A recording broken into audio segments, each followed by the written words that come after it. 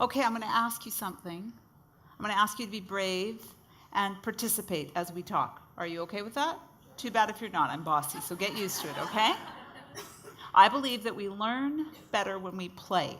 So I'm going to ask you to either, if there's something I say and it resonates, I want you to yell out, hell yeah, or amen if you're not comfortable with it. Or you can yell whatever you want, okay?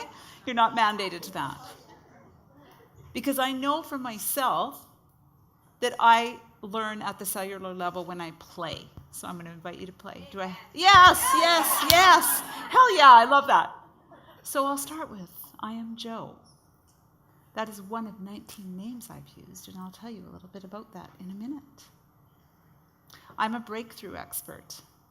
I help people move from best kept secret, whether it's in their business, life, or love, to being a success and triumphing. And I can say this with all certainty that I do this because I did it, well, and as an imposter for 35 years. And I'll tell you about that in a minute, too. Hell yeah, somebody else has been an imposter. Oh, we'll talk later. So listen, you've probably heard this before. There are 2 defining days in your life. Do you know them? The day you were born and the day you know why. Hell yeah. Now, some of you know why, and some of you, there's a gap. And that was me for a very long time. See, I play in the world of numbers, which is funny because I'm dyslexic, so no, I'm not an accountant, and you would never want me to touch your books, but hey, if you want a joke, come bring them to me. Here's the bottom line, though.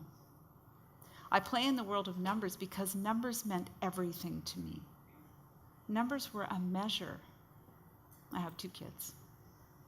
I actually have 3 because I have a bonus. I've been married a couple times. Those were great aliases. We'll talk about that later, too. Here's what happened.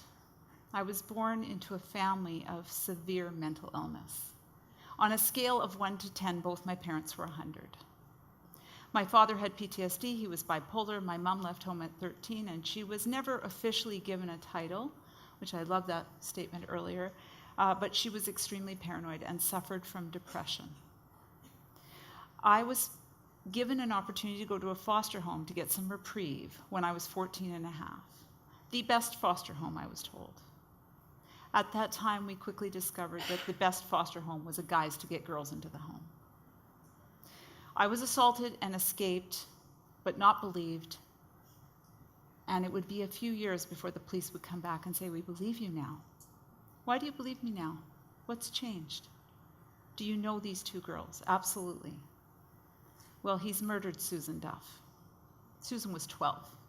So I stand before you as her voice, and every other woman who has had to go through something, and it doesn't matter what the something is, am I right? Because we all have stuff, do we not? So sometimes we think our thing's not that thing. It's not big enough, or it's not little, whatever. Stop doing that. Turn to your neighbor and say, "Stop it." Okay? So when you start to know when you're here, why you're here, you change everything. Am I right? Those of you that have made that step? So about 35 became my age of question. Now, I'd already been in hiding since I was 19. And by the way, I had 19 names over 35 years. So my name's Joe today, and it was staying Joe, by the way. Yeah, right? Did you say that's funny? That's good. I love that. But it is, I promise. It's staying Joe. 35 seems to be the age that we start to go, why am I here? Is this it? Some of us at 50 because we've had a pretty nice life. Some of us at 14. For me, it really was 35 before it hit. And when it hit full on like a 2x4. And I realized that Susan was gone and many other girls because this person became a known serial killer. I was lucky. I lived. My story turns out really well. By the way, number 3 in the world. It's not enough, but please, if you'd like a book, come and grab one. Because every cent of the money from the book sales goes to 2 organizations to help women and children. I have those over there. That's all good. You know now. Hello. Yeah. All right. I'm very excited about this. Can you tell? I moved 51 times to stay alive. I had 7 passports. He tried to abduct my daughter when she was 10. I understand what it means to stand up and take your place. So when I ask you to stand, I'm not preaching at you. I'm saying, please join me, like so many other beautiful women have got on the stage. And Charlene, I'd kiss you, but I'm up here and you're down there, so we'll talk later. But you have to decide to live your life by choice. And that sounds so wishy-washy, but it really isn't. Because you do have a purpose. Do you agree that you matter? You don't sound like you do. Do you agree that you matter? Yes. But sometimes we get squished down. I'm not as eloquent as some of the other speakers, but just deal with it. I'm dyslexic, okay? That's my excuse. I speak English, not very well, but it's the only language I speak. During those many years, I felt like an imposter. Well, go figure. When you have 19 names, you have to have a backstory for every name. You feel like an imposter. It's awful. But here's what I discovered along the way. I was meeting women that were business women that I looked at. They would come up on a stage, and I thought, oh, they have it all going on. They make it look so easy. Damn them. I was a little bit jealous. I was a lot jealous. Felt a little bit slighted, lot slighted. They all had the same comment. When we were alone, I'm not good enough. I'm not worthy enough. I'm not smart enough. And I see you all nodding, thank you. How many of you have a love affair with perfectionism? Turn to your neighbor and say, stop it! Because it's dumb, okay? I'm just calling it. I use the word frock, so when I tell you to frock off, just deal with it, okay? By 2007, I was sick and tired of being in hiding. I was sick and tired of lying about who I was. I was helping, all these women launch these beautiful, successful businesses, but I was in the shadows, and I was living vicariously through them. Now, I still do that. I help launch business owners, and I help take them to where they need to be, and there are some people here that know this because they've worked with me.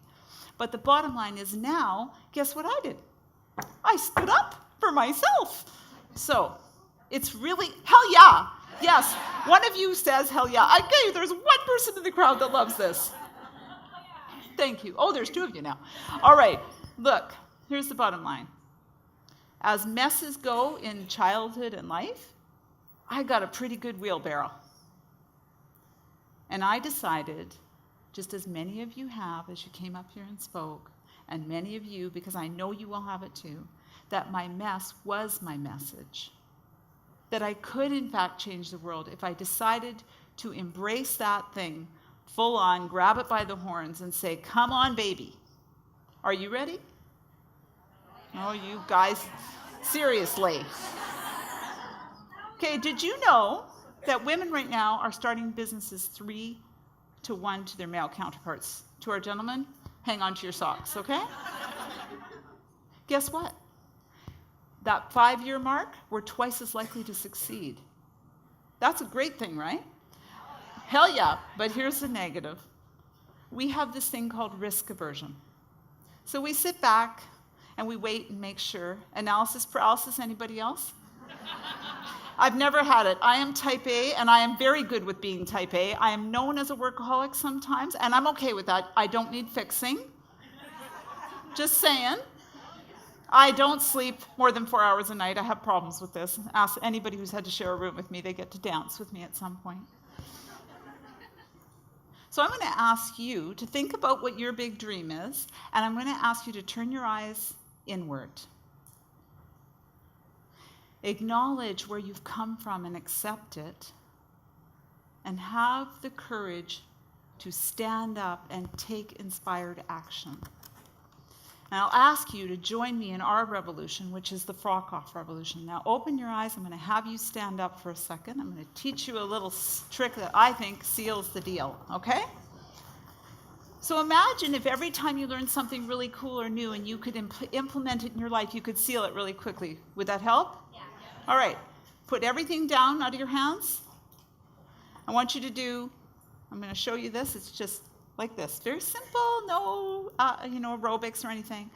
I'm going to say, when I say to you, I'm just going to have you repeat with me, and you use your own name, okay? So I, Joe Dibblee, do hereby declare that I am worthy, and I am stepping up today. Yes. Thank you so much.